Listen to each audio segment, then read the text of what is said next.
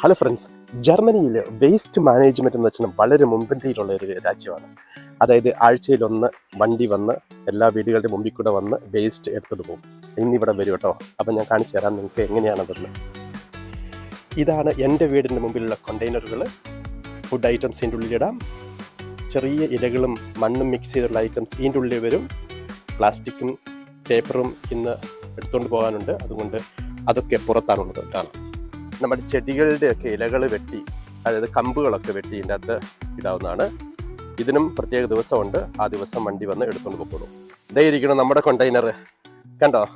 ഈ മഞ്ഞ കണ്ടെയ്നർ നിറച്ചും പ്ലാസ്റ്റിക് ഐറ്റംസുകളാണ്. പിന്നെ ഇതിൻ്റെ അകത്ത് ഈ നീലയിൽ മൊത്തം കടലാസുകളാണ്. അപ്പം വണ്ടി ഏകദേശം ഈ സമയത്താണ് വരുന്നത്. നോക്കാം.